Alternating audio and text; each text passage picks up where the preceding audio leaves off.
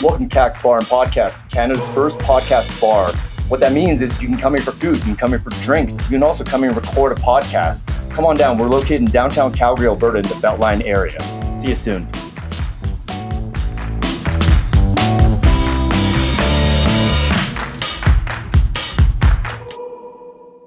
And we're rolling. I'm here today with Brent Malley.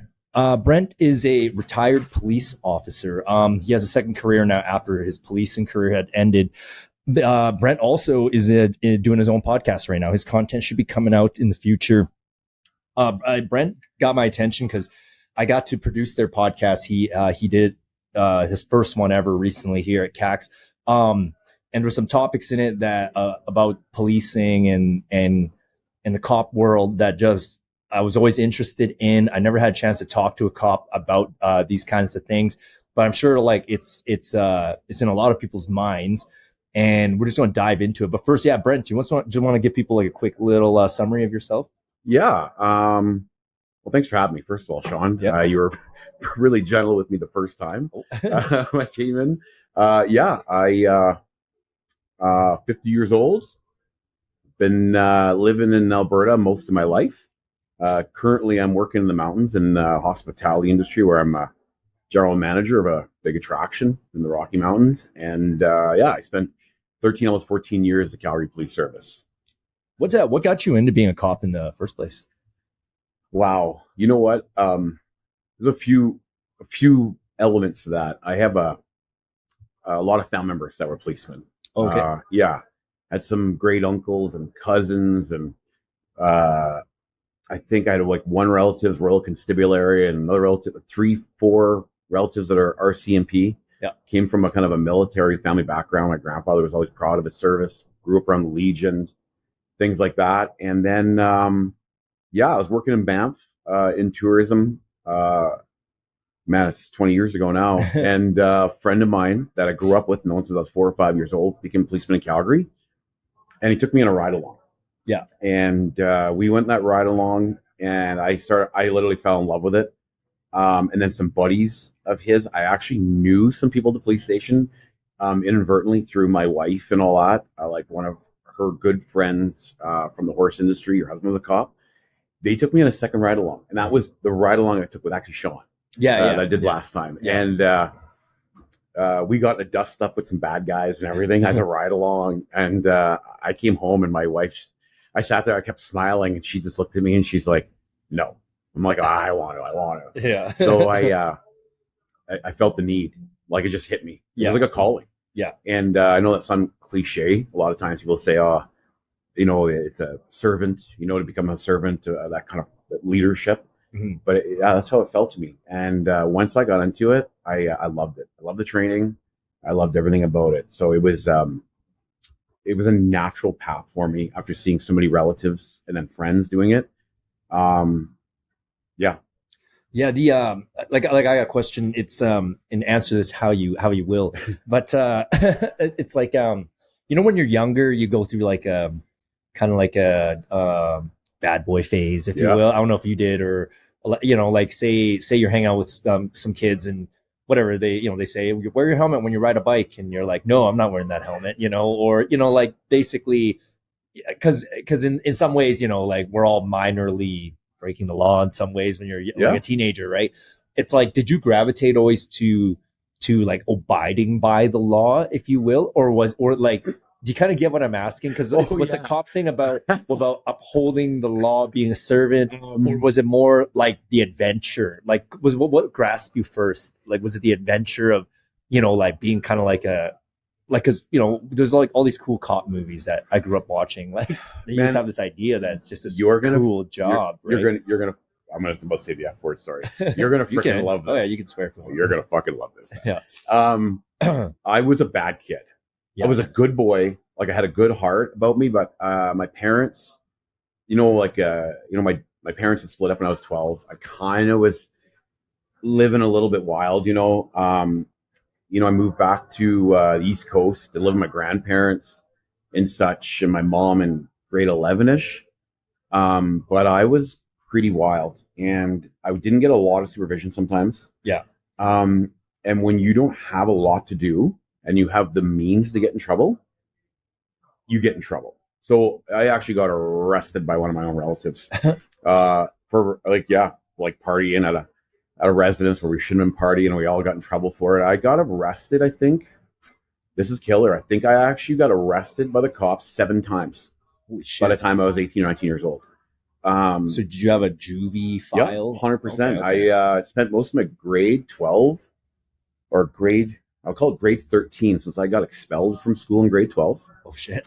Just for being a little wild. I actually got expelled for something I didn't do, but at that point I'd done so much. Yeah, you're like, I was like, I got to eat this one because I've gotten away with so many things. Yeah. Which is just ironic that I got pinched for something I didn't do. But I had to go back for like upgrading to get one course. I was in Fort McMurray at the time. And while I was farting around and not having enough to do, we got in trouble again. I ended up doing community hours for an entire year at our local YMCA. And I think I did some at the SPCA. But I made a good impression because I worked so well, they've actually hired me. Yeah. So I made a good impression there. But yeah, I was a rough kid, getting in fights and typically not being super respectful to the world. Yeah. But what it was is I can easily say I was just looking for attention. I just wanted attention from people, my parents mostly, right? Yeah. I was a product of that divorce, maybe. Listless shit, man. I was listless. And you know what? Super immature for my age. There was a lot of missed opportunities for growth back then. Man, I look back, I just shake my head because one of my sons is very similar to myself. And I know now that he could totally be like me, but he's so much better behaved and moral than I was back then. I never took advantage of people like that. I never got. You weren't evil, no, but you were just curious. Curious, man. ADHD kid, wild. Like, I just want to get in trouble all the time. Were you pretty like high testosterone guy? Like, cause you said you played a bunch of sports, right? Yeah. I was big time in downhill skiing and all lots of sports, baseball and just competitive as well. Man, like Tom Brady said, I don't know what I like more, winning or not losing. Yeah. Because I would say I fucking hate losing more than I even like winning. Right. Yeah. And I think I was like that. I thought everything in life was about winning and losing. I had that mentality. Yeah. I mean, in some ways you can still frame it that way and approach life that way, I think, I'm a little bit guilty of that too, because I can be competitive as well. But I asked that because I was always fascinated with, because when I was growing up, I saw cool movies like, to me, like Die Hard, Lethal Weapon, and I just always thought like, whoa, it'd be cool to be a cop for the adventure. And also I love superheroes as a kid. So I always thought like police were like the real life superheroes. Yeah, me too. But then I always thought in my head, like, wait a minute, but the police must be all like perfect, because like, how can you be a bad guy now you're a good guy? You know, like putting it like simply like that. And then obviously as I got older, I realized, things aren't that simple. So with the police department, I was always curious, like, if you had a juvie background, like that didn't hinder your application? Like, no, you can be, I think you can, the explanation on the application, and of course you can Google it, it's online, but I'm pretty sure you have to be 3 or 5 years removed from criminal activity, and you can have a pardoned offense. So if you had like an assault when you're younger, or like a DUI or something like that, like a mischief charge for breaking windows or something, and you've had it pardoned, you can still apply. Okay. Yeah. The application, I think, was like 50 pages long or 60 pages long. And they go back to like knowing you want to know your neighbors for everywhere you lived and all that. So it's very in-depth, like background checks. But I remember they talked about fights and interactions with the police. I remember I was like writing and I was like staple another sheet onto that page. And it was nothing very bad. I was just out there giving her all the time, Fort McMurray was a great city to grow up in back then. Like 35,000 people, really community-minded town, but rough. Yeah. Kids played hockey, kids fought, kids were mischievous, farting around, so things happened. Mm-hmm.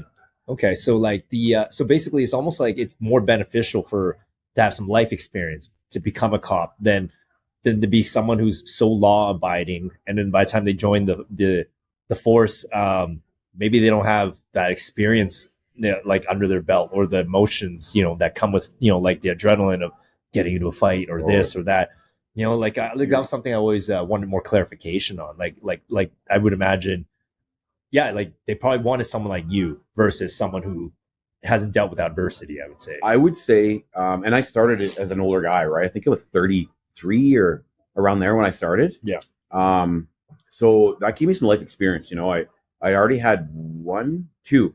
Oh man, my second son was born 3 days before I started classes. Okay. So A lot of changes. Yeah. And I was working at Suncor Energy when I came on. So I went from making like $16,000 a month to $5,000 a month. So I was doing that to save money to get in there. So I'd switch and went up and worked back for Suncor Energy in Fort Mac to save money to do that transition. But yes, that is the short answer. 100% people life experience generally make better police officers, and so do parents. A lot of times people have children or in a serious relationship a long term, because you can be more sympathetic or compassionate towards people that are struggling, especially if you're a parent. You know, like kids they change your life. You're all of a sudden responsible as other living being, where you have to put yourself second all the time, especially even if you're married. You're putting yourself third, right? You have a child or two children and your wife. You need to put people ahead of you, and that's your responsibility as a partner and a kid. It's something I wasn't always perfect at. Certainly I failed lots at that, but having those dust-ups and fights and understanding threat of violence, getting punched in the face. A lot of police officers have never been actually squared off and like popped in the chops. Yeah. And getting your first eye closed shut, like when your mouth is working and your brain's not, and you take one in the eye, resets your computer, and you know what it feels like to get your bell rung, or to hear your ears ringing, or see the black come in as you're about to pass out. It's super important to have that, as well as you know what? When I was in Fort Murray, I had a couple police officers that I got in trouble for. We got they detained us, arrested us for fighting, or maybe breaking windows, or just kid stuff, right? That is really shitty when I think back. But they gave me second chances. A lot of times, I can think of 3 different times in Fort Murray where this one particular cop, man, I'd love to be able to, Wingard, right? If it comes to me, I'll say his name, because if he ever hears it, you have to understand the impact of giving a young person a second chance or investing in them was significant, because I literally modeled myself after people that provided me second chances and opportunities to recover from that. They found out I was a really good softball player, and they were short guys. Oh. And the EMS and RCMP team asked me to come play a tournament with them. Yeah. I ended up playing on a tournament with these guys, but they not let me go, use discretion. And that taught me that discretion is the greatest tool a policeman has. Hey, young fella, this is what your ramifications for this crime or this incident is. If you do this again, this could happen.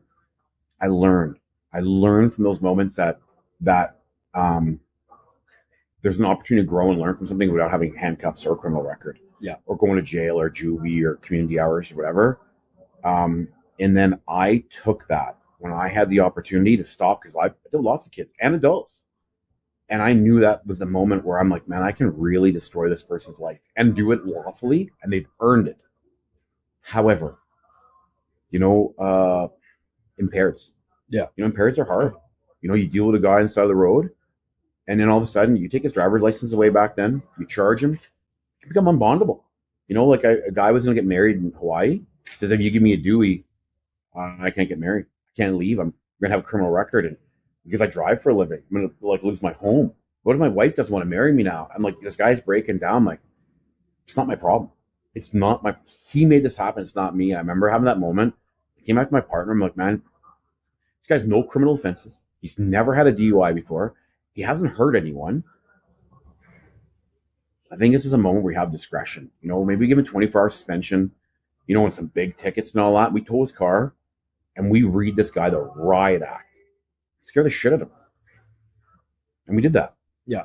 And I remember my partner was an older guy I think he'd already had like 8 years on or something before me. And then he turned to me and looks at me and goes, he goes, a very mature call for a first year guy. Mm-hmm. He goes, that's a really responsible and articulated action. He goes, you're going to do good. Yeah. And that meant a lot to me, But I think that they call that being salty, like your early career. Yeah. Being rough growing up and having those interactions changed me to be a better police officer. Yeah. Okay. Yeah. Just continue on here. Then I want to pick up into like some of the topics that were discussed on your podcast here. So like you get into police force, sounds like you're the guy for the job. You know, you have range anyway, like humanity range. You're not rigid. You've been through some stuff. You can think on your feet. You're also can handle yourself, like, and you're for leadership and making sure making the world a better place, basically, right? Bullying the bullies, they called it. Yeah. Like you're a good guy fighting the bad guys, like putting it simply, right? But one of the things that caught my attention in your podcast, and people definitely listen to their podcast when it comes out, and I'll try to promote it as well when it comes out. Thanks, Shawn. You said that there's like this alpha mentality almost, because the job can be really tough. You know, you guys see a lot of stuff. You guys have to deal with criminals. You guys have to deal with each day potentially getting shot or hurt or whatever. It's almost like you have to put on your armor and be tough. And then you basically said that the culture there at the time, you and your other guest, Shawn, not me, other Shawn here, but you guys said that you guys supported this mentality because you guys lived it yourself. Yeah. But now in hindsight, you felt like that might not have been the way to go, because a lot of people couldn't keep up this tough mentality all the time, and they eventually had to go get stress leave or just leave the job altogether. And you said that one of the things you guys both regret was that the police force had you said eat your own situation happening, almost like it says supporting each other.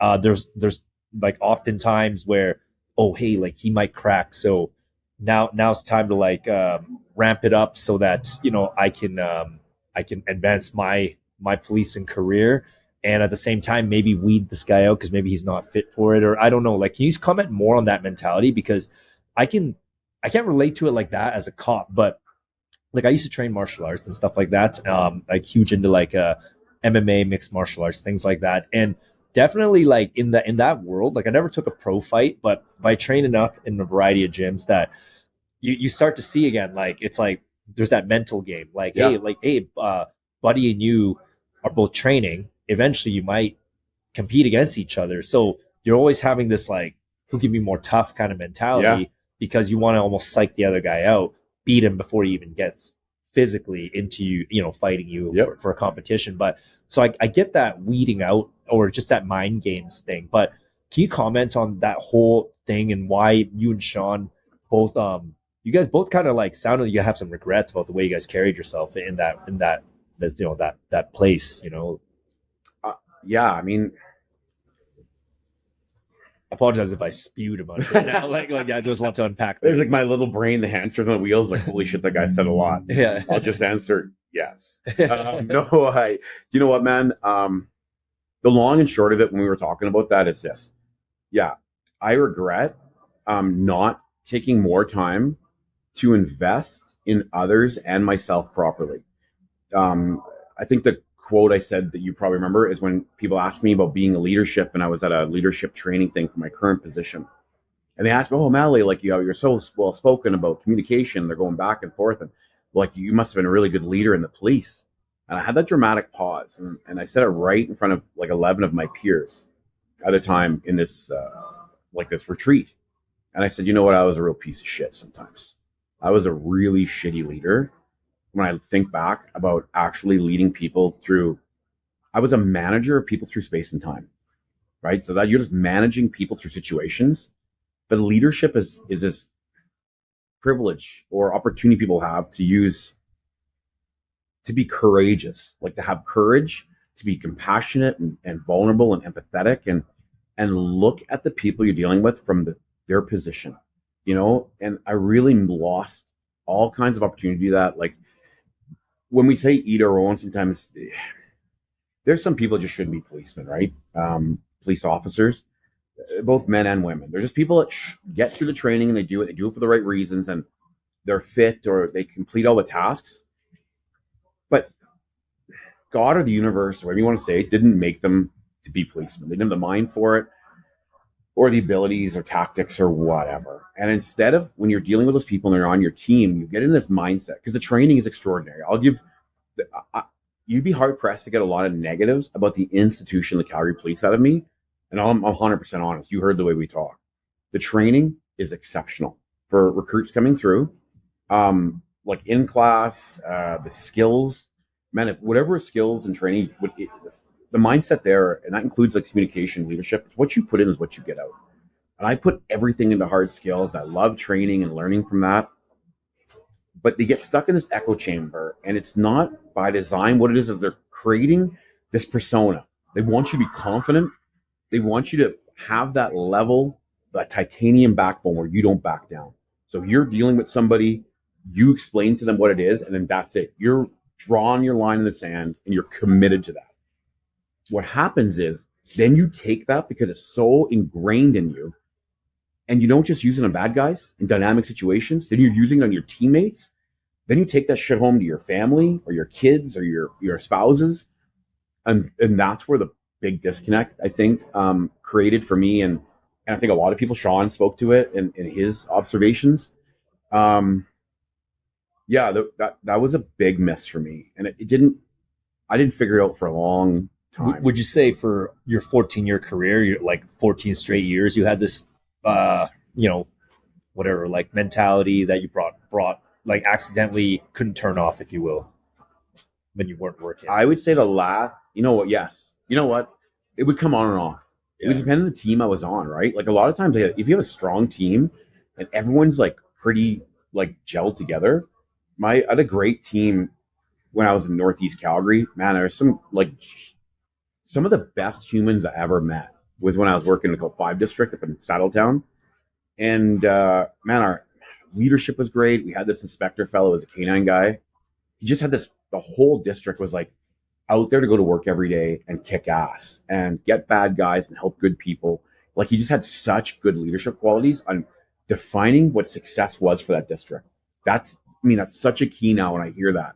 And that's what I model my current leadership direction on. But he did it, and he did it so well that we were just like jacked to go to work every day. Excited. And then when we changed that leadership up there, unfortunately, that's when things started falling apart and there wasn't so much accountability and some people weren't taking as many calls. And then it's like people calling each other out. Like I took 12 calls yesterday and you took only 5 calls, but you don't know just because I can work hard for 12 hours doesn't mean another person can do the same, Yeah.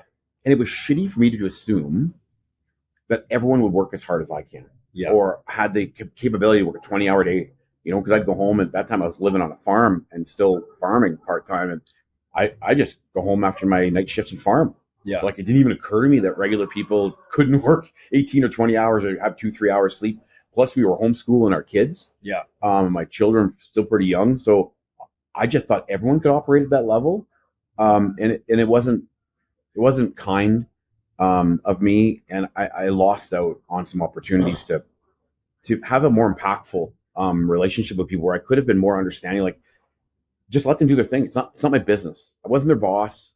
I wasn't skilled. I wasn't like the sergeants or staff sergeant inspector. It wasn't I should just did what I had to do my own thing. And I think I would have been better and more relaxed in my job, because they call it is borrowing other people's concerns or worries. And I was borrowing other people's shit. It wasn't my business.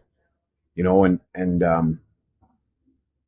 yeah. Like it sounds like you're still empathetic, but the empathy almost was distorted, it sounds like, because it's like, okay, like it's like as a gym analogy, say you're a heavyweight, yeah, and then you're training a bunch of lightweights, right? Yeah. Like you're gonna be lifting heavyweight because your structure, like the other guy it's gonna take him, like he might be able to match your weights one day that week, and the rest of the week he has to accommodate to his size. And that's just a physical analysis. It's like, but I realized too, like just even with like myself, it's like we have the mind, like our personality, the totality of who we are, man, like we're so diverse. Like you said you can, sleep only 2-3 hours or whatever. It's like you might also have that gene that allows you to sleep less. Yes. And then where someone else needs 8, like they're literally like the hormones don't replenish, the cortisol doesn't drop if they don't get 8. And so it's kind of so like, is that kind of like what you basically said you kind of noticed like after, but during you kind of were like, hey man, like Yeah, how come no I one's always pulling weight question other like me? people's abilities, or you know what happens though. Again, you use the word alpha. Yeah, You create these alpha people, and they push that into you, right? With the training, they teach you all the verbal judo and how to communicate with people, and then the tactics on like the expression, right? You have to treat every person you deal with like $1,000,000 and have a plan to kill them. Mm. That's the mindset you have. Every person that you meet that day, you may have to kill, yeah, or help, or whatever. Um, when you have that philosophy and that stuff ingrained into you, what happens is people start peacocking, and excuse the language, but dick measuring, right? It becomes like, who can drive faster, who can fight, who gets in more fights, who's taking more calls, or who's doing this much with their career, going to the gym, right? Who can do the fireman or the farmer carry the farthest, and who can like do the best times when they're trying to join the TAC team or whatever. Then it becomes a real competition consistently, even amongst ourselves. When sometimes the competition should be just to get home safely at the end of the day, yeah. and who's doing, I don't know, the best. Like, I mean, mentally, even, or I don't know, man. Like, Okay, but there's got to be a better way yeah, to calibrate who the best or hardest working cop is yeah. without throwing each other under the bus, right? Okay, yeah, but okay, so I don't know. I'm a little bit torn when I was hearing you guys talk about this because a side of me thinks, no, like you want the most toughest badass guys out there Yep. doing that job because you don't want like if you call the cop and because there's a crazy person who's like wielding a knife, like you don't want a pansy, Yeah. like you need the warrior, right? Yep. So it's like you should have warriors, but at the same time, I do understand where it's like because like that mentality it's cool in fiction but at the end of the day what I've learned about people is like we're just not all built like that internally. We have a soul. Like the soul is not like built to be so hardcore. It's supposed to be compassionate, right? Yeah. So it's like this weird balancing act with like turning it on but needing to keep it on for the job and then not being like that when it's not related to the job, right? But at the same time, I kind of it's kind of like a fighter. I go back to a lot of MMA analogies because I'm an MMA fanatic, but like the best fighters is because they're thinking about 24/7. Yeah. You know what I mean? Like that's why they're so bulletproof by the time they get in there with no fear. Like they callous their mind to the point of like it's not focusing on, ooh, if I get punched, it's focusing on how do I do damage. Like, while like they don't even register taking damage. They're like they I don't know, they just harden their mind, if you will.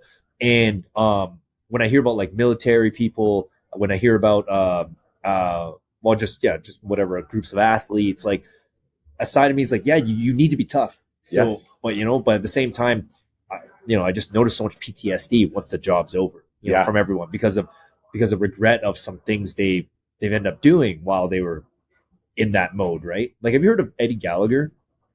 Yeah. The Navy SEAL guy in the States who he got charged with a I've seen him on the Shawn Ryan podcast. yeah, exactly. Yeah, Yeah. actually, that's where I listened to him too, and the Cameron Haynes one. Yeah, it was like for him, that was kind of like the problem was during his run, like he was so alpha that like the rest of the guys that he basically kind of eat his own, if you will. Like he broke his own teammates down who couldn't keep up at his level, and then they got so mad at him and so full of resentment that they basically ganged up to put that false accusation of that war crime on him and it sent him through hell. Like he was jailed and whatever, and like, but in the end he was found innocent. But it was the revenge of these guys that they're like yes, their feelings and pride got emasculated or whatever, but at the same time I was like okay, like it's like that's the problem I'm trying to say. It's like when you kind of like break down to people like that, like they they're still competitive in their own way. That's when you create this weird beta male revenge shit that goes on. And it happens. Yeah, Yeah, I've seen it happen. Yeah, It's happened to me. Yeah. Yep. We you know what? You have to have it. You said it's killer instinct. They have to do it. We're seeing like a massive shift. Well, look at the crime rates. Yeah. Look at our downtown cores. I mean, I went March last year. I went to Vancouver. I walked through Gastown up through East Hastings. Man, I thought I was in like Rio in the slums. It blew my mind. Yeah. I literally walked through East Hastings. I seen somebody having a dump on the sidewalk, somebody shooting up, and a dead body in the first 2 blocks I walked through to get Chinatown. Yeah. While the cops were looking at a guy that probably overdosed or something, right? Yeah. That's not right. And the last, man, there's 3 things you never talk about at work, right? Sex, religion, politics.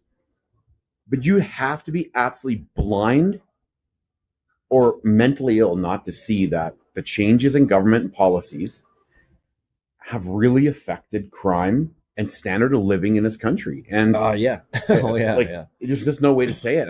And I think there's lots of good in every political party and situation, but this whole utopic idea of like just throw money at things and people will be, oh, we don't put him in jail. That this is not fantasy. This is real. Yeah.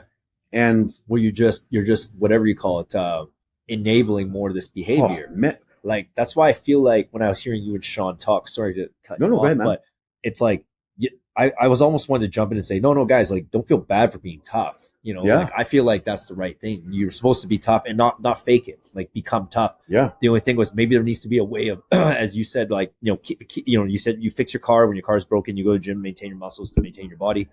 Oops.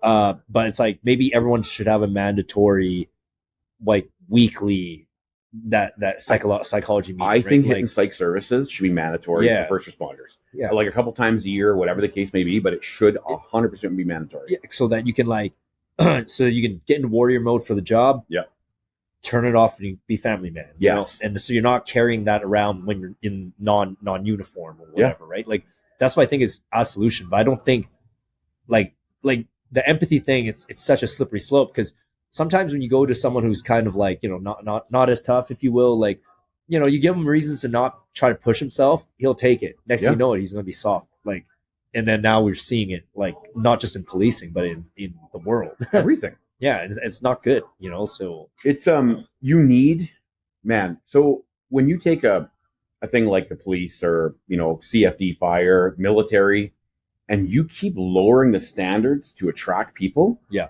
You're not doing the public or the service any favors. Yeah. If you want to attract people to your service and you're struggling, you need to look at what your product you're selling. Yeah. Right? Instead of lowering the price on the product, maybe the product is nobody wants it. Yeah. Maybe you need to redefine and maybe you need to increase the standards of the quality of your product. And we see that. Anyone else who buys and sells or is a businessman, no, it's like the government. You can't just print off billions of dollars and just give it away and think, oh, nothing will happen.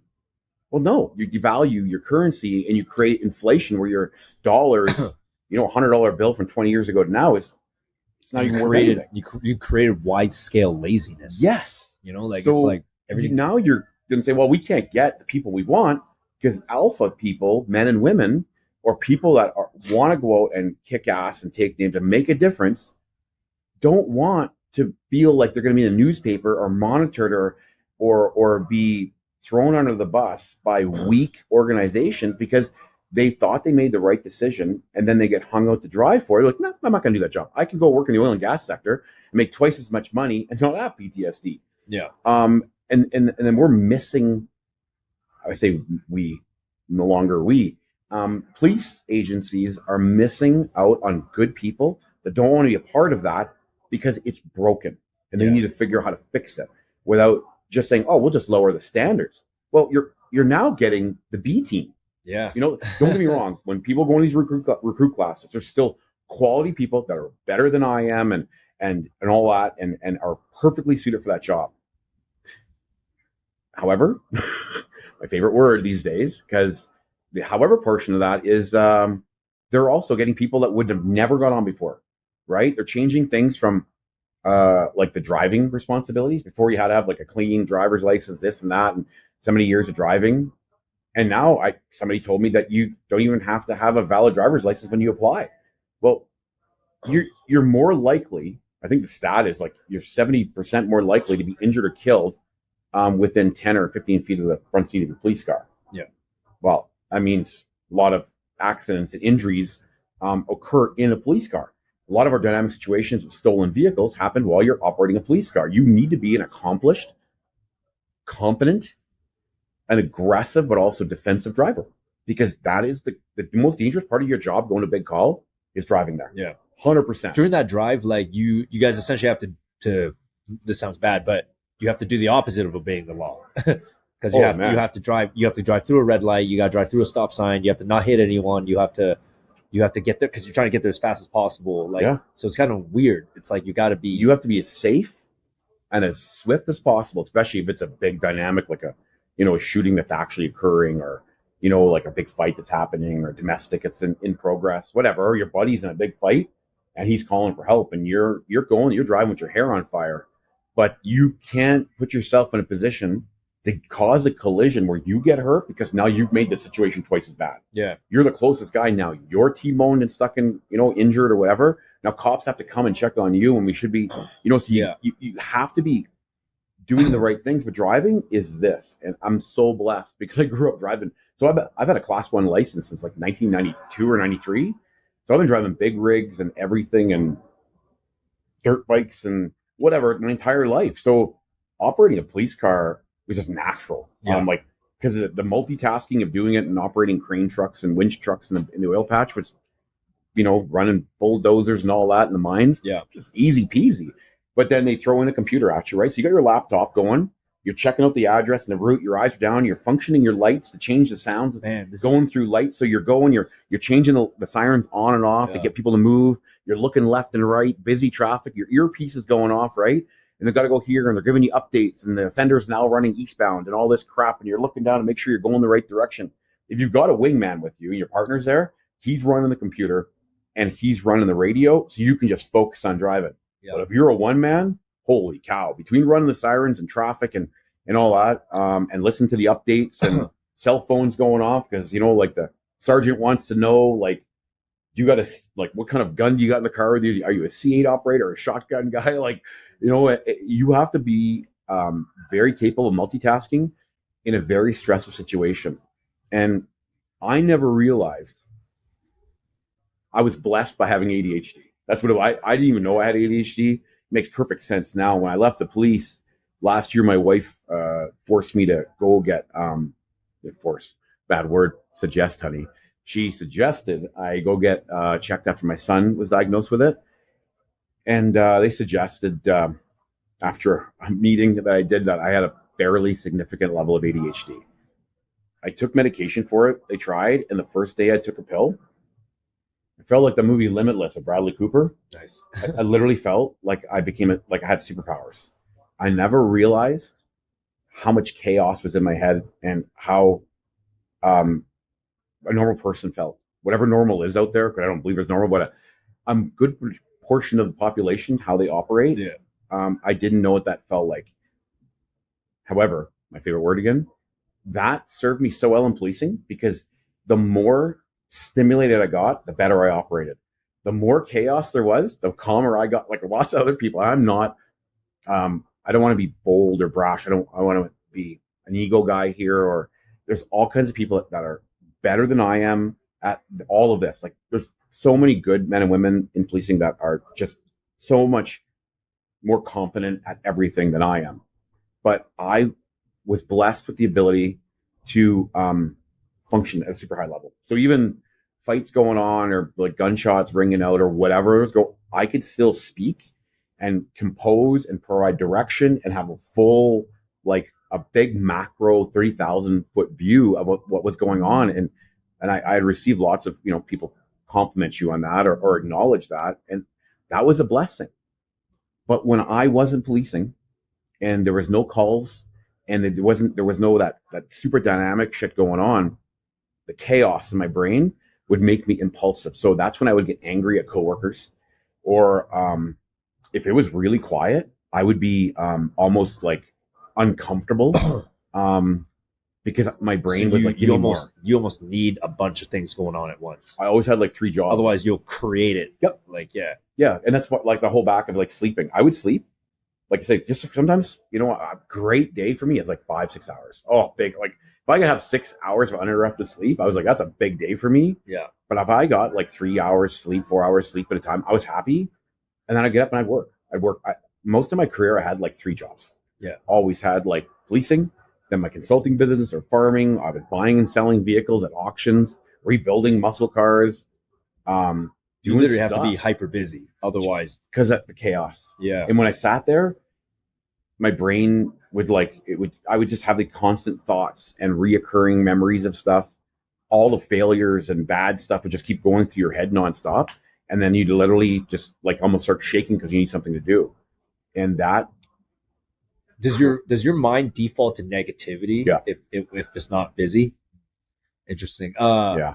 Yeah. No, mine does too. I'm not as extreme as you for the busyness, but I do need to be busy. Like COVID was horrible for me. That lockdown in my condo was like, at the time I hadn't met my fiance yet. So I was just alone in there. And it was like, I remember I was like, holy crap, like this is like a human experiment. Like peer, just like it's just always defaults to memories of the past or this or that. And sometimes it makes shit up. Yes.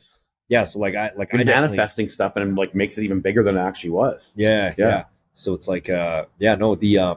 You just touched on something, but I just want to jump in for a second because you said during COVID, you know what? That's when I finally had it with the police, and when I was a real prick to a couple of people. Yeah, because it was so quiet. The roads were quiet, all the businesses were quiet, and I started dealing. When I got my hands on a bad guy, I was a fucking savage. Yeah.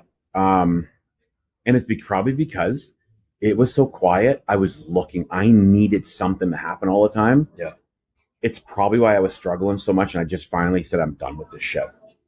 That's a good point. I never thought, you know what?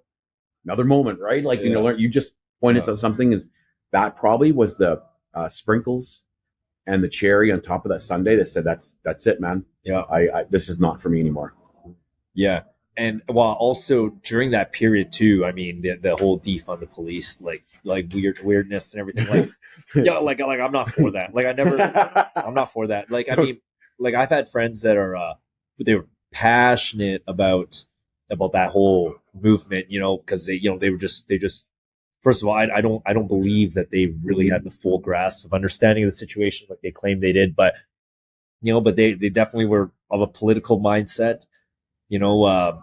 They were left leaning on a far left leaning way, and they just assumed that high majority of police were terrible people abusing their powers and needed to like have less funding so that they could do less. I never understood the logic behind that whole movement. I would love to have somebody sit down with me and just go through this. As like, I'm a firm, like I love being critical thinkers. I think using logic, because it's like you can't, as an adult and a critical thinker, if somebody wants to be objective and look at facts and good reasoning, you can't just watch Fox News. You have to watch CNN or MSNBC, right? You can't just read one newspaper. You have to read several newspapers, because again, in the middle lies the truth, right, of what we should really do. Because I don't always believe in the far right mentality, you know. I love the center. Most people aren't. Yeah, most people aren't extreme. They're right in the middle, and they're always fluctuating with their, you know, like most people function. Like most, I hope most. Otherwise, we're in trouble if most aren't functioning. But yeah, no, it's like no, but like I felt bad for the cops during that period, because also people went crazy. Like, you're talking about news from the US's major cities having some systemic, you know, like you know, I don't know, I don't want to dive into all these terms, but like, you know, you get someone rewatching the O.J. Simpson trial, and all of a sudden being like, you know, like that entire thing was based on the cops having excessive force against a black person during, like, you know, so then the Rodney King, like, and then and then like, but you're taking that incident and you think cops in Calgary are like of the same cloth. I told you before, you know, I was like, you're out of your mind. It's like you lost your mind. Like that's a completely different world of issues. And then to bring that mentality all the way into like, Canada and Calgary, I was like, that's, like people just went nuts, man. Like they just focused on one little snippet of something, and then in their mind to get amplified into this whole other story that just like they can't take a step back, and but they're already for that team, if you will, so they just double down. You know what, man, that is the defund the police thing, that went down that road. I just don't know what the outcome of that. Like, I would need somebody to explain to me, if they take the funding away from the police and they want to like not put people in jail and all this, like, what's the desired outcome of that? Like, kick your doors open, they get like, since they've already like, oh, we're going to decriminalize these drugs, or we're going to, take we're going to have the firearms offenses where it was like mandatory jail time for certain firearm offenses. And we're like, well, we're going to take that away. Why? Like, has firearm offenses in Canada gone up? Massively. Did restricting, Trudeau standing, sorry, I shouldn't say people's names, but leaders of our government standing up and say, we're going to ban assault rifles to stop crime. But when 90% of all the police chiefs in Canada say, well, that's not going to have any impact on crime, and they do the same thing for handguns, and crime and gun crimes keep skyrocketing, but all you've done essentially is taken away stuff from law-abiding citizens that work really hard to save the money to buy those things because they're expensive. And it didn't impact crime at all. And then defund the police for this or that. I don't want to talk about any particular situation. Yeah, I don't get it. I don't want to go to say one, I want to, but the media only, I said in my podcast again, the media is there to sell you a product, right? Yeah. They're selling you a product, and that product is getting less and less valuable. Nobody cares about the media, and it's harder and harder for them to get, commercials and sponsorships. And that's why the government is funding media now, which we shouldn't be doing. If your business can't make money, shouldn't be in business, period. Same like the government. But they're trying to sell you something. And when they don't give you all the facts, like, so the whole thing happens in the US is defund the police. And, well, they never talk about what the bad guys were doing to get there. You know what I mean? Like, it just happened recently. There was a shooting in, was it New York or something, where the media says, traffic stop, a man of color shot 96 times during traffic stop. Right? You've seen that all over the news like 2 weeks ago. Well, they failed to mention that he shot at the policeman first, initiated that negative response, and he had a lifetime prohib from firearms from previous use of firearms illegally. It shouldn't say anything like that. It should say an offender opened fire on police and they used their, training, and then no policemen were killed in this incident, and unfortunately the bad guy succumbed to his injuries. Yeah, like that's factual. It doesn't matter how many times they shot him. If there's 10 guys there and they all shoot at the same time, shit's gonna happen. Yeah. You know why they're shooting? Because they're fucking scared. Those cops that are shooting, sorry, my language. Yeah. Because it frustrates me. You can see how my voice go up because I'm getting frustrated. Because them cops that are there at the time, their sons and daughters, their fathers and mothers, they have children, they have spouses, girlfriends, boyfriends, whatever it is. And when a guy starts popping rounds at you and you get an opportunity to try to protect your life and that of the public, you're using your training and you're stopping that threat. If it takes 5 rounds or 10 rounds or 50, it doesn't matter. The threat is done. You're going home safe. That's it. That guy has no regard for public safety, right? He's pounding rounds at a police officer. He's lost the right to have anything nicely printed about him. He made a decision, and I don't know how he got there. People always say, well, this guy had this problem, or when you go to court, well, this guy grew up in a bad home, and he just finished drug addiction. And when the cops walk up to that car door and they're talking to the bad guy, and all of a sudden he shoots at them, he doesn't know their background.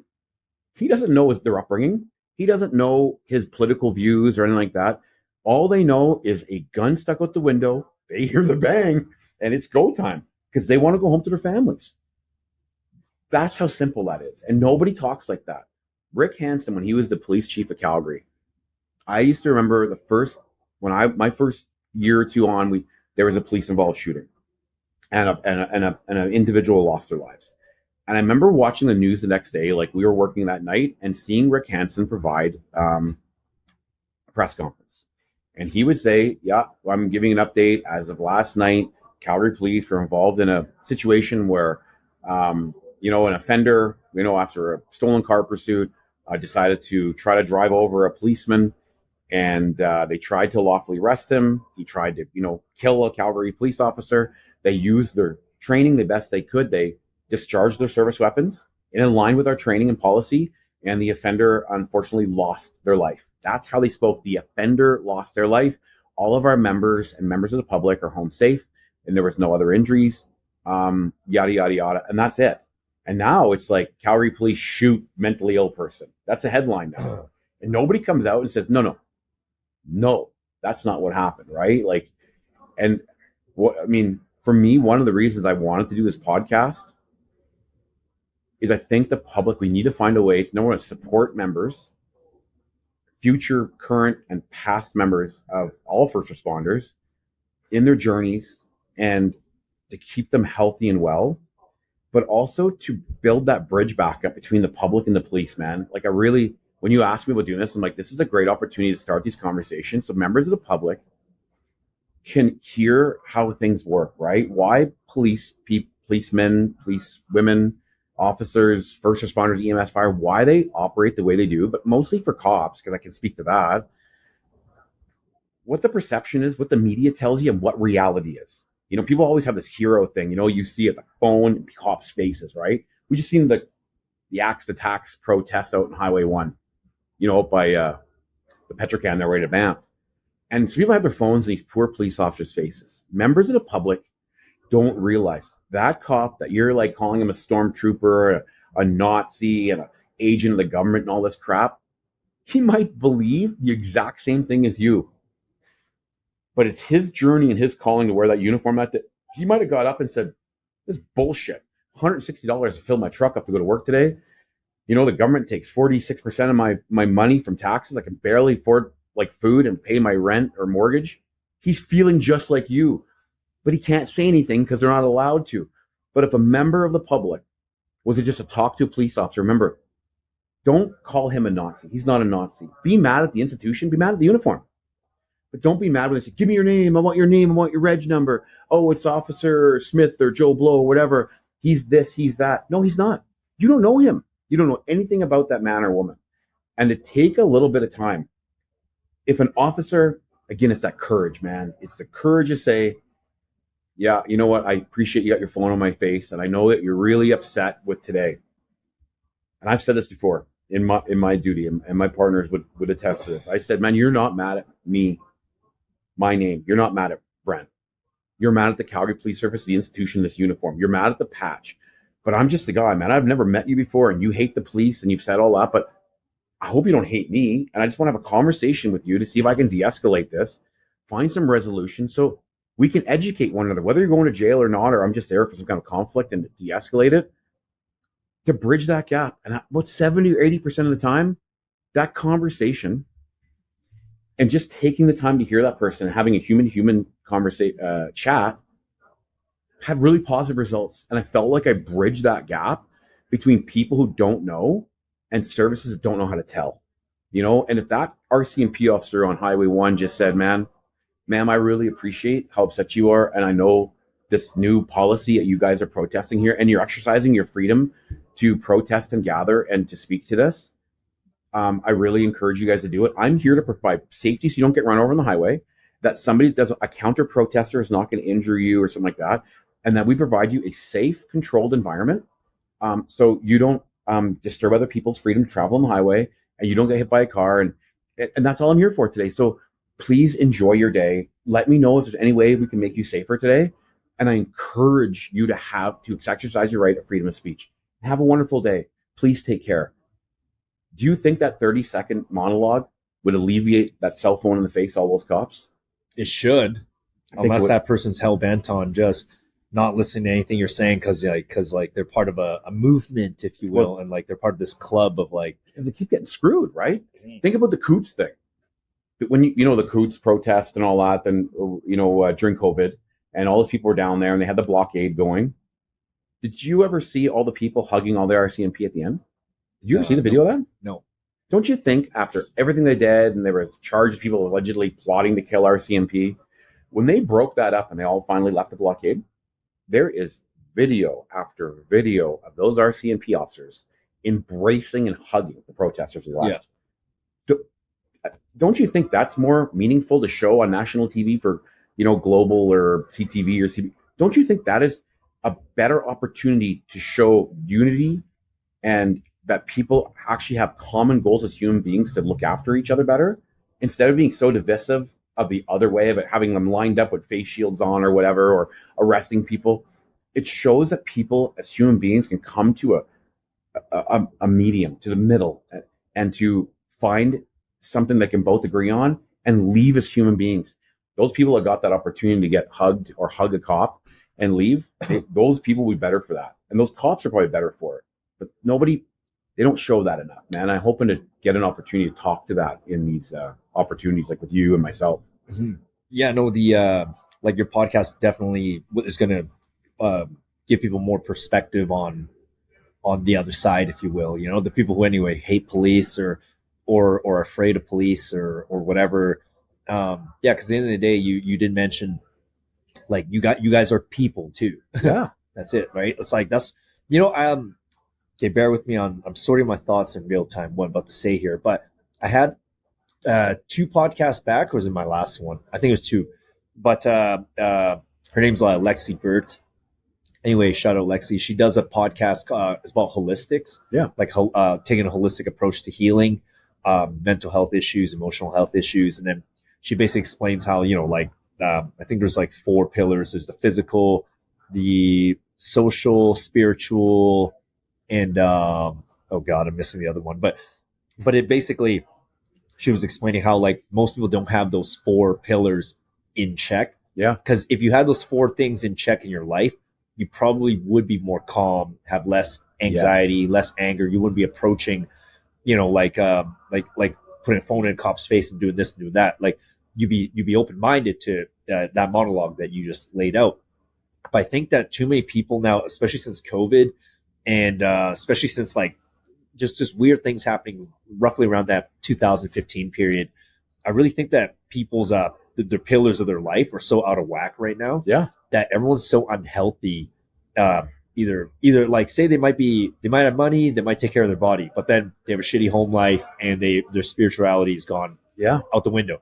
Or maybe their spirituality is good, but then they're fat as fuck. And like, or maybe they're, maybe they I don't know, you name it. It's all like, it's not balanced. And that's why I think that's why for every movement of good that's trying to be implemented in life in general, there's like 2 steps back, because like the other genres of everyone's lives aren't good. And I think that is a direct result of, like, COVID in 2015, and just the weirdness with the world. I mean, we can get into tinfoil hat stuff, talking that there's like the Illuminati out there causing crazy stuff. Maybe this is like all planned, but that's why sometimes I do get, I do struggle with observing, like, what you said made so much sense, and how come that can't be implemented? You know what I mean? Like, it's like literally like, and just the on purpose thing that you explained, how they didn't show the video of all the embrace, right? Yeah. Like,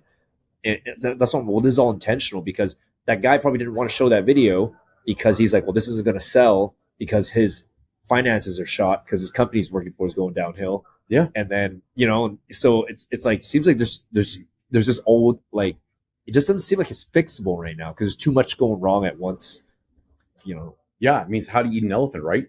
One bite at a time. Yeah. And we have to, like, people need to, man, I'm trying to think of the right way to say this of being, again, divisive or rude. We're an unhealthy society. Yeah. Right. We, and I'm included in that, man. Like, I left the police. I like almost 280 within a year of leaving the police. Just got fat as hell. And I think as a society, we are unhealthy. And the reason I joked about calling my podcast Rich Cop, Poor Cop wasn't about part of it's going to be talking about finances and setting, helping cops find opportunities, or first responders find opportunities outside their policing and prepare themselves for retirement or departing before retirement. It's more about the totality of their lives. You can be rich, and I mean that by the wealth of having stable mind, a healthy body, healthy family, healthy interactions with your children, healthy time with your friends, and being happy. We don't use that word enough. How many people do you see walking around smiling? When you see people walking on the street smiling, you'll take the time to be like, well, you should look like a guy just smiling away. Like, he must be having a great day, or he's high or some shit, right? You're like, usually they're because high. you don't see people just smiling or being happy. Yeah. Well, times are tough right now, and people are just, they're like, they're just screwed up because of the imbalance, like that holistics thing. Yeah. Like we're all out of whack right now because the way everything's set up, you can't get those things in balance. Like, how do you get that thing in balance when gotta go get it, man? You can get it. Gotta go get it yourself. And that's my journey. Is I got fat and unhealthy or whatever, and not a healthy mind, unhealthy body. Oh, please, PTSD. I'm tired. I work 3 jobs. I can make up all the excuses in the world. If you've got time, take your phone out and look at TikTok. TikTok. I make fun. I call it like the Insta book and the Twittergram. Piss my kids off. If you got time to look at TikTok and fart around your phone and watch Netflix, you got time to go to the gym. Yeah. You don't have to go to the gym. Why don't you go for a walk around the block with your wife or your kids or your friends? Take the dog out. If you've got time to like sit around and do nothing, you got time to go for a swim. You got time to journal. Yeah. You have time to meditate or pray. If you're, Shawn and I spoke about it last time I was here. Faith in God. And some people say religion, but I'm more of a spiritual universe, God kind of person personally. That's just my thing. Yeah. I think faith is getting more and more, it's getting more and more traction. People believing that the universe is so grand and big and we all have a place in it, and there's room for faith. And the courage for police officers or first responders, any human in any walk of life, to come forward and say, man, I'm feeling have more faith. Like I'm trying to more connect to the universe or to God or Jesus, whatever they believe in. It's providing some stability, more and more stability. And if people can get faith in something and the courage to talk about their journey or their leadership in their community, plus you just understanding, take the time to eat healthy. Instead of just doing takeout all the time, or like I used to do, or eating shit food at nighttime and crushing like Monster energy drinks, like 2, 3, 4 at a night. Plan ahead. Like I worked with some people on teams. These guys would make like chicken breasts and all much of rice and broccoli, and they would eat healthy all week. And I was so like envious of them. I'm like, well, it's because I work 3 jobs and they don't have kids. Bullshit. I could have done it. I was just too lazy, or I was too broken to put it together. But now I feel like I'm more blessed to have. I'm more calculated. Yeah. We're a more calculated family and myself that I can do that. And I encourage everyone to find physical fitness, healthy eating, faith. And like I said, faith for me can be anything. That's your like meditation, yoga. That's your going to church, or understanding that the power. For me, I believe the universe provides this. People say karma. I believe that energy out there. If you put out good energy in the universe, you get it back whole. And I think more people, if they felt like they were giving back to others, and not always just trying to make the world a more symbiotic relationship. Like I'm giving you something, and you got to give me back something, and now we're symbiotic. Because human beings are naturally parasites, right? We just take from this planet and we just destroy it. A side of us is. Yes. Yeah. 100%. That side seems to be dominating right now. And it's terrible. Yeah. And I think COVID made that worse and amplified it. Yeah. And what you just said there kind of goes back to the holistics thing. Like, we got to get whole first. Yes. Like that's why you're saying, hey, like maybe a lot of people are getting their faith back in their life because it was missing for a while. Yeah. And everything was just getting worse. And then the physical, like, well, they let that slide and it just made everything else worse on the side.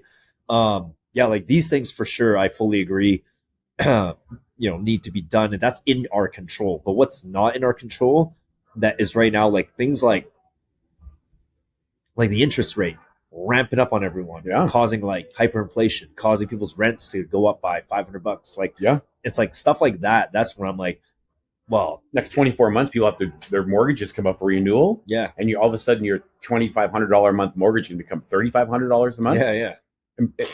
And Shawn, this is what kills me sometimes. And I encourage people to reset their minds. People talk in net money, but forget about talking gross money. So the average household says, well, I'm going to go buy a truck and it's $1,000 a month payment. No, it's not. It's $2,000 a month payment. Because if you're a first responder, everyone knows if you're making $150 a year, you're only clearing $75,000 or $78,000. So that $1,000, you have to earn $2,000 at your job to bring home that $1,000. So your truck isn't a $1,000 payment, $2,000 payment. And if your mortgage is $2,200 a month, it's like $4,000 a month. And if they increase that now by another $1,000, well, now it's $5,000 a month. Yeah. So now your mortgage is $60,000 a year, gross income out of your 120 or 140, whatever. So now your 40 or 50% of your entire income is going towards your home, and you haven't paid for your cell phone, or your food. Oh, that's why everyone's or in your credit card $15 1 pound of ground beef. That was $3.99 6 years ago. Yeah. I mean, it's incredible. People talk about it. Oh, inflation's like 3%, 4%. Go on one of the inflation websites, even the Canadian ones, and do the inflation calculator based on real metrics like rent, and your payments on credit cards and whatnot, and groceries. Look at the average cost of groceries over the last 60 months. Yeah. And then calculate the true inflation. In the last 2 years, I say inflation's more like 9, depending on how you figure it out in between Canada and the US, because we calculate inflation differently, between 9 and 13% increase. Well, nobody's pay is changing that much. It's unsustainable. Like it's literally in the history repeating of getting rid of the middle class is happening again. 100%. And that's stuff that's not really in our control immediately. That's one thing that's kind of upsetting me. But it's having a complete effect in the top down. Like it like because of these kind of issues, it creates weird movements like defund the police. You know what I mean? Like, sure. So right now, I don't know. Like, I feel like there's a bigger, more fishy, sinister thing at play, man. Like that's causing this top down bullshit. 100% agree with you. Yeah, and like that is the number one thing I think needs to be. When the government can't answer simple questions, like when you watch the parliamentary hearings and the debates back and forth, does it not bother anyone that our current government in power hasn't answered a question in years? I don't want to say everyone's name here, but when the Minister of Finance can't answer a question about, a simple question was when they're sending $1 billion to Ukraine, for instance. They said, well, how do you guys send the money to Ukraine? She's like, what do you mean? Well, how does the money get from Canada to Ukraine? She couldn't answer that. You're the Minister of Finance? That disturbs me. Yeah. Or when they say, well, we're going to do $2.4 billion for new artificial intelligence think tank research center. And somebody says in the House of Commons, where are you getting the $2.4 billion that we didn't budget or have planned for? And they can't answer it. And they say, well, you guys are against the war in Ukraine and don't believe in the carbon tax. Well, what does that have to do with the $2.4 billion that you're going to build this new center for?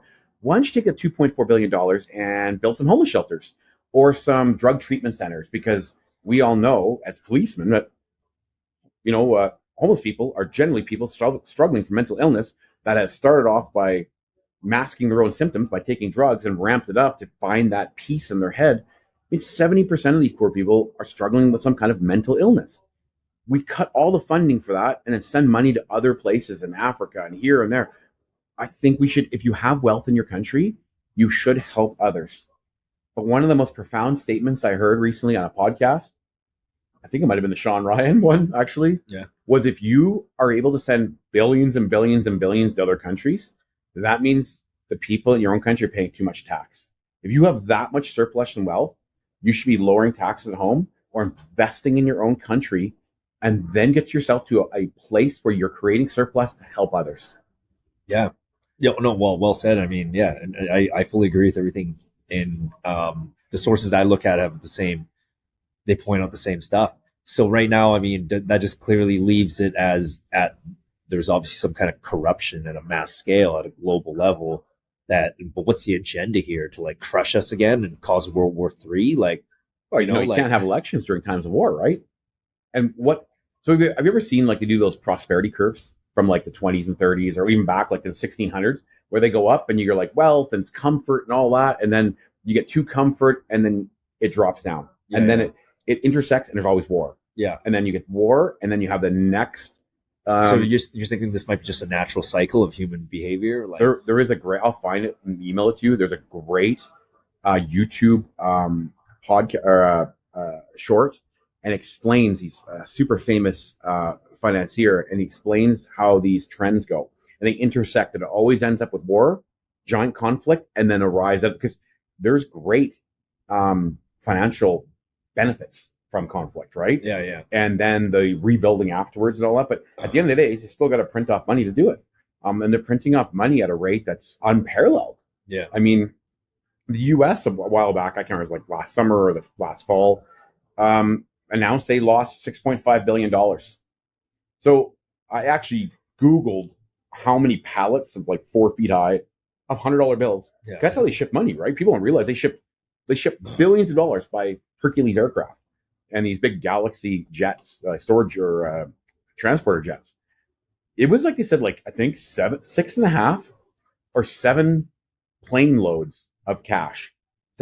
So how do you lose a warehouse essentially of pallets of $100 bills? I've lost my car keys before, lost my dignity a couple times. I ain't never lost like 6 Hercules aircrafts pallet size of cash. How do you do that? Well, or is it really lost? You know, yeah, like, you know what I mean? no, Like, exactly. It's not. And it's obviously there's some kind of massive crime going on. You know, well, like, they talk about U.S. president, right? Joe Biden. Okay, so whether you like Biden, don't like Biden, you know, Donald Trump, this and that. They say, well, Donald Trump is a bad guy. Yeah, I wish a guy like that didn't use social media or speak off the cuff as much as he did, because he had so many good business ideas. Well, didn't start any wars. Brought the military back. He's a huge supporter of police and all that. He has so many good things that he had, going for him. And then we go and look and they say, oh, he did all these terrible things, but nobody's been able to, they called him a racist for years. Have anyone ever seen him do anything racist? People don't realize he won the Rosa Parks Awards, right? He was a celebrated friend of the African American community. Jesse Jackson used to sit down and I think he was part of his campaign, or he gave him some award. Oprah Winfrey had him on her show. They described him as best friend. He runs for president, racist. But what is so corrupt or uneven behind that for them to have that mentality? What are they trying to achieve by creating that narrative? That man loses. I think he's the only president forever that actually lost worth while being in that office, where you got somebody like Mr. Biden who consistently overtly lies every time he does a press conference, and nobody calls him out on it. Well, just misremembered that, this and that, or his uncle didn't get eaten by cannibals, or they can't take him serious at this point. It's crazy. And then they tell, well, he's not corrupt. Prove corruption. Well, that's simple. When you buy a beach home for $6 million cash and you've never made more than $300,000 a year in your life, you're in office, because I know he got hired on as a special educator for a university that he never went to, and they kept paying him millions of dollars to not show up. Well, that's really handy. But where do you get $6 million cash if you're not corrupt? Yeah. Dude, I'm not an economics major. I can barely read and write most days. And I can tell you that, again, end up with $6 million, you have to earn $10 million. Where did $10 million come to get that house? Yeah. Well, all his shady dealings. And same with the Obamas. They leaves office, they enter office, and they have a combined net worth of $1 million or $2 million. He leaves office, he's worth $200 million. Same with the New Zealand prime minister. As a critical thinker, you enter as to be the prime minister of New Zealand, and you had a net worth of her and her partner of $800,000. And then she leaves office and she's got a net worth of $35 million or whatever it was. And then they ask her about it. Somebody says, well, she signed a book deal. Well, you must be quite the book deal. Nobody even knows who this person is or even cares about her story. these people are obviously, there's something that we don't know about, or a kickback. I don't even know what it is. I'm not in the place to say it. I'm not smart enough or tied in enough. But obviously, there is a level of corruption in politics where these people get so much money, whether it's from pharmaceutical companies or lobbyists or how that works. But like you said, there's something bigger at play out there that's beyond my ability to, understand or. But and it seems like we're going back to that graph you're explaining about how like prosperity goes like this and this in cycles. Like, yeah, it's like this has always happened in history. It's just like in our times, it's being played out with manipulating money and resources. Back in the day, it was literally manipulating money and resources, but not physical cash. It was literally like, I don't know, like manipulating a war to go, like the Crusades or whatever it was masses or the religious war, but really it was clearly to get the resources in Jerusalem at the time. I don't know. This seems kind of doomy gloomy a little bit because, so I'm 38 and my first 15 years of life was phenomenal. I would say like the 90s were amazing. It was like a time of peace, but now it's like, now we're in this other wacky period. And it's just kind of disheartening because you can only control so much to improve your life so much, but if at a greater scale, these weird things are happening, then the uphill battle we're facing is kind of I don't know if we can necessarily win it, like as a civilian or like, it takes almost another uprising, but we're not there yet. The problems haven't gotten so bad that we need an uprising, but it's just silly. Because they're so comfortable. Yeah. Just all these, why there's people like there's more, I don't want to get into that. Like why there's, kids in schools need litter boxes to use the bathroom in. We're so comfortable and we are so wealthy as far as first world comforts. Yeah. That we're just making up shit to make our lives more difficult, more drama. We're creating drama. I used the expression earlier. We're boring more people's concerns or worries. Yeah.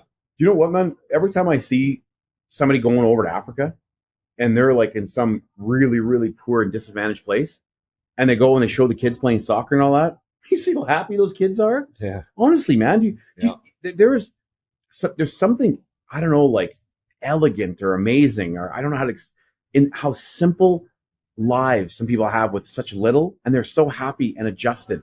We're here. Look at the window. We can look at me and you can look at the window right now. We are so wealthy. We have so much prosperity and ability here. We have so many resources. And there's people out there literally walking around picking up cigarette butts, or all these people, all these kids depressed.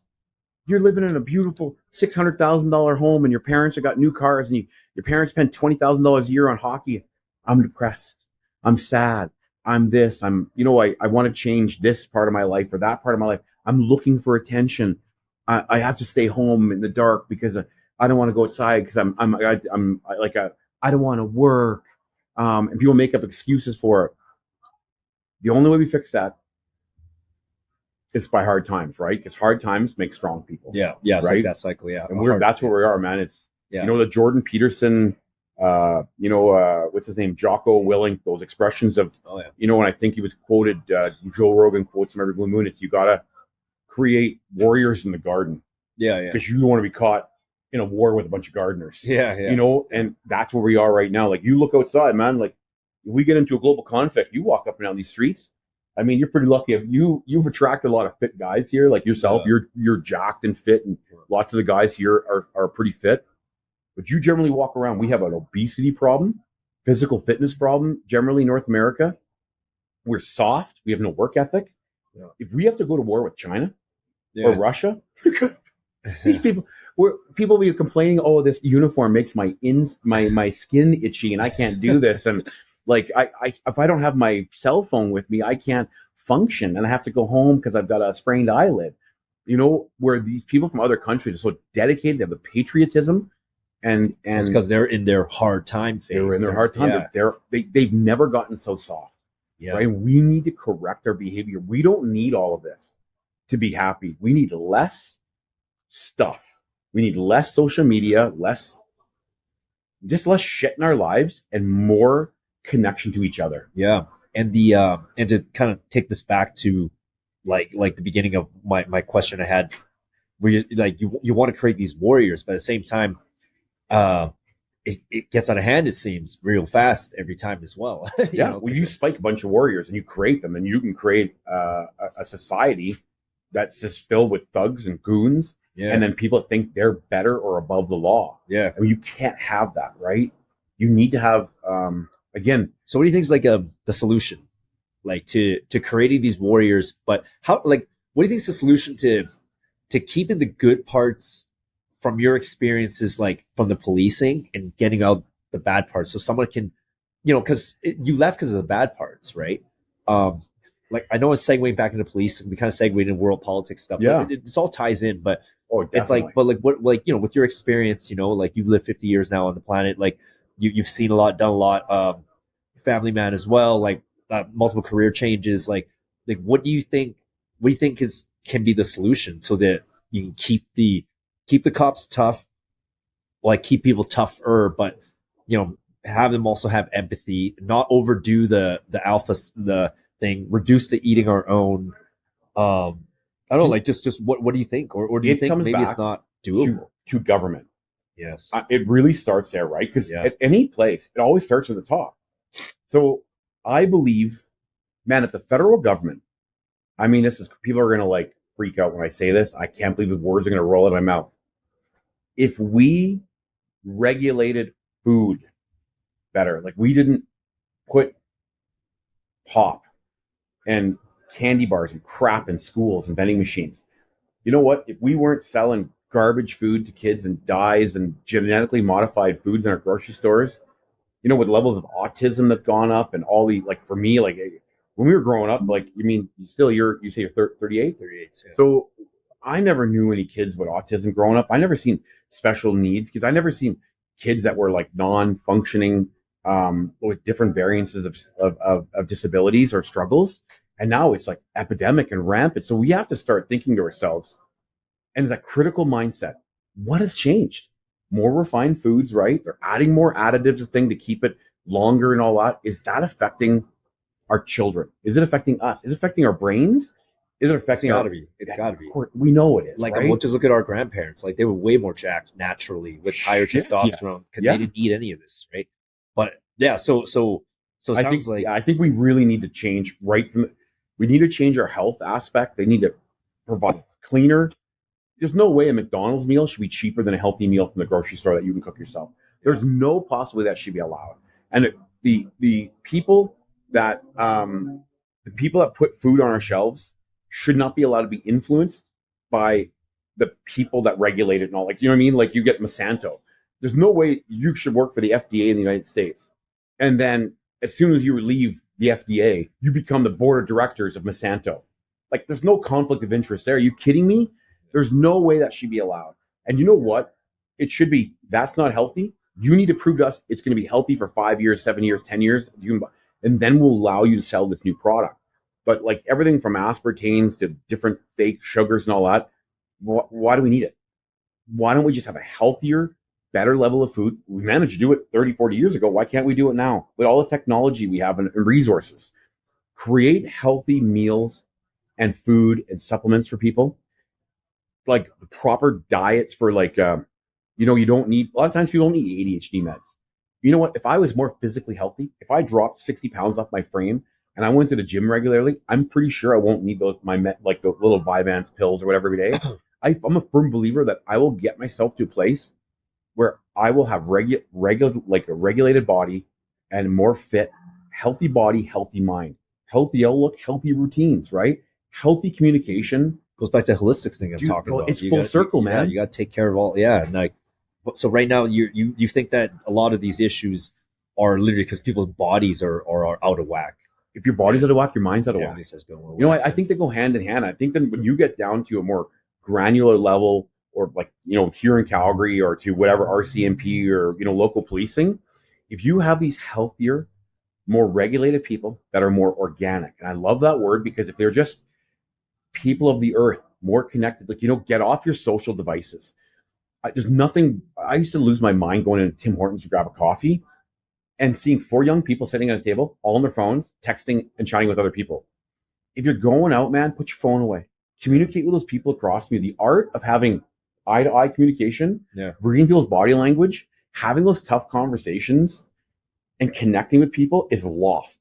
Oh, yeah. Kids should be forced to be writing letters to people in school instead of like, everyone should have a podcast too or something, because like how often, like these conversations is part of why I love doing this, even if like I never get famous, if you will. Like, how often do you ever get to have these kind of conversations? You know, like they're really not there anymore. You know, no. like it's and people avoid them, right? We used to call them keyboard heroes. Yeah, everyone, with kids in school, bullying with social media devices is absolutely rampant. Yeah, people bully each other and they get on there, and everyone's a flipping hero. I gotta watch my language. Sorry. Yeah. Everyone's a hero with a keyboard or a cell phone when there's no repercussions. But the art of having conversation and feedback is you have to be more mindful about what your position is in the pecking order. Because, man, like, if somebody wants to chirp me directly or whatever, and they're gonna like say something offensive towards me or my family, they have to understand that the flip side of that is you might get like a shot in the mouth. Yeah. Right. And there has to be that cause and reaction and consequences for behavior. Yep. And if you're being a dick and you need it, sometimes people need to get their computer reset in life. Yeah. And I mean that both like criminally with the, like with the justice system and all that. I think that needs to happen throughout life, because people can hide behind things and be anonymous and get away with. You're not teaching that person anything, because real life has consequences. And that's when policing are out there doing their job. And some person's like, I want to talk to your supervisor because they've seen it on YouTube or TikTok. And the cop's like, you're under arrest. Like, you have to get to the car. You have a warrant. I'm not getting out until your supervisor comes here. And he says, I'm going to break your window and use any force I feel necessary or equal to your resistance, to your arrest. I need you to get out of that car right now. Like, no, I'm not getting out. I'm going to call my lawyer. And when that cop counts to 3, it's over. You're under arrest for obstruction now. I am lawfully placing you under obstruction because you have a warrant, or you don't have your driver's license. You failed to provide me your information. And the moment that you're committing that indictable offense or that criminal offense, where they can then use force to arrest you, people need to hear it. When the police officer says you're under arrest and you say no, you're going to get hurt. Yeah. And you have made that happen. And that's again what the media and members of the public have to understand. The cop didn't make this happen. Yeah. You have a warrant for your arrest. You are failing to comply with a lawful direction of a peace officer that's just there to do his job. And that minute you've said, oh, I'm not doing this or whatever, literally cops get excited sometimes when people say, you can't do this, or they try to like, oh, I know the law. When you tell a cop he can't do something and he's lawfully placed and he's trained, and under that individual understands how to then go about that arrest or what the next step is, you're gonna get like some pain compliance, a taser. You might get punched in the mouth. Yeah. If you pull your hand away from a cop, you're gonna get thrown to the ground like aggressively and handcuffed. And a lot of people say, and I'll finish here for you real quick because I know you want to jump in. A lot of times they'll see a cop, grab a person quickly, put him to the ground, smash him to the ground, put the handcuffs on them quickly, and it's done. People say, wow, did you have to do that? Why do you? The faster you can end a struggle, the safer it is. And this is the mindset behind that. The minute a police officer puts a hand on a person, what are they entering the equation? A loaded firearm. So if that cop starts losing the upper hand, or that gun comes out, now the bad guy might have onto that gun, right? Now you're in a big pile of you-know-what. So the faster a policeman can effectively arrest a person that's resisting, either passively or aggressively, whatever, that takes that out of the equation. You're providing a safe, lawful arrest. Yeah, you get some bumps and bruises, and you might get a scuff on the knee, or your elbows getting pushed to the ground, but you're not hurt, seriously hurt. You're not going to the hospital. The policeman's not hurt. Members of the public aren't hurt, and it's done. Because if you sit there and go back and forth, okay, this, that, no, I don't want to tell you again, somebody else might show up. Then the passenger gets out of the car. Then somebody on the sidewalk who wants to be a hero wants to get involved. They have to do it quickly and decisively and get it done, so that takes all of those factors out. Members of the public don't think like that, but that policeman is thinking that way the whole time, and people need to be educated on that strongly. Yeah. And I wasn't. I just want to add, the people who are, oh, you can't do that, I know the law more than you, like they're mentally already out of whack with that holistics chart, like, because something's going, like, it's common sense that you don't try to like be a smart ass to to like forget the cop for a second. How about the guy with the gun and who, you know, like Yeah. it's like just be cool. Like if it really was that, you'll sort out later legally. Like Yes. like on that moment, like that's like going to like a bear and just being like, you know, like, Yeah. oh, you're not supposed to bite me because I'm a human. You know, it's like, good luck with that. yeah, I don't know. Like that's why I think Even my own children or my friends or family, my buddies and all that, I will tell them, and I tell my own kids, like when my son got his driver's license, he's driving. I said, if a police member pulls you over and says you're under arrest, you get out, you put your hands up or put your hands behind your back, you let him handcuff you, and you have the right to remain silent, right? So you don't know what you're under arrest. I mean, if sometimes you're under arrest, you know exactly why you're being arrested. But a lot of times, like something as simple as a plate swap on a car. Yeah. You know, like they've taken a plate off a stolen car and they put it on a different car and the cop pulls you over. You think you're driving a stolen truck, and my 16-year-old's driving a truck with a plate swap, and the cop says you're under arrest for driving a stolen truck. Yes, sir. Put your hands behind your back, and it'll all get sorted out, right? We know the government doesn't keep anyone in custody long, and you're not going to spend any time in jail, even if you are driving a stolen truck. So just bear with them for the 24 hours. But I just said, you have the right to remain silent. You say, I'm exercising my right. You provide them your name and your basic details, and you get your phone call, and you call us, and we'll sort your shit out. But just if a policeman says you're under arrest, just understand it's part of a process that you may or may not be fully aware of. And sometimes under detention or under arrest, sometimes cops get their verbiage mixed up, right? Two different things. And I mean, detention can lead to an arrest, and you can be unarrested. People don't realize, like, I'm under arrest. Okay, he's going to unarrest you if you have done nothing wrong, and you are who you say you are. In minutes, you're going to be out of those handcuffs. So just get arrested. Say yes sir, no sir, 2 cups full, sir. Do whatever he's going to do. You get patted down and all that, and then after you work through it, be like, oh my god, this has been a mistaken identity. This is not the truck we're looking for. Somebody swapped your plate. You're the victim of a crime. Yeah. I really appreciate you being cooperative. I'm really sorry for this. And that's it. You get a really cool campfire story, and you're done. Otherwise, you're like, oh no, this is not a stolen truck. It's my truck. This is who I am. F you. I'm not putting my hands with. Yeah. Now you're getting legs swept, smashed into the side of the ground. At this point, the cop thinks you're lying and you guys have stole the car. You're acting just like a bad guy would, because you're non-compliant, and that's what bad people are. Yeah. So that's how simple. I mean, that comes back to solid training, being confident, that alpha personality they teach you, and it's, I mean, like I said, it's a good training. Members of the public, I really want them to learn and understand that mindset, because it'll really save them. It'll protect them, number one, because you heard me say it. You have the right to remain silent. Use it. Yes. I always tell people, if you're a law-abiding citizen or you believe that this could be misconstrued, like you're getting arrested for like a domestic, and you and your spouse or whoever had some kind of a fight and you're really worried about, don't say anything. Use that right, get legal counsel, do the right thing.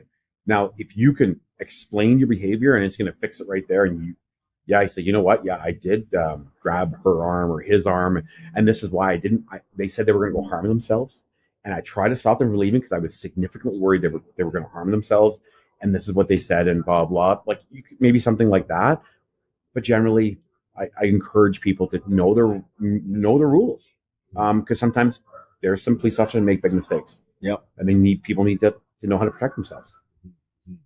Hey Brent, I'm going to wind this down right now. Yeah, I have way more stuff I want to ask you. I don't know, maybe I'll get you on the pod again in the future. Dude, I'd love to. You've been really like kind, and I've been nervous about doing this stuff, I appreciate your patience with me. Well, I mean, I look forward to like hearing more of your pod as well. And as you get that out, because like you're the whole police world. I don't think is there a cop podcast out there? I don't think I've really stumbled. There's a couple guys that retired. There's a retired RC guy, I think, that does one. And then in the United States on YouTube, there's a guy called Officer Tatum. Okay. He's an African-American police officer that breaks down some of those racially divisive things that show members of the public. And those people have provided me with a reason to do this, because I got great value from watching him. Okay, cool. Because I heard a lot of like military podcasts. I'm big into that. I'm big into Jocko Willink, like huge into him. He's in the background of my phone. Oh really? Yeah. He's a gem. Yeah. Oh, like I think Jocko's. When kids close their eyes, man, and you close your eyes, you're like, what would G.I. Joe or a Navy SEAL guy look like?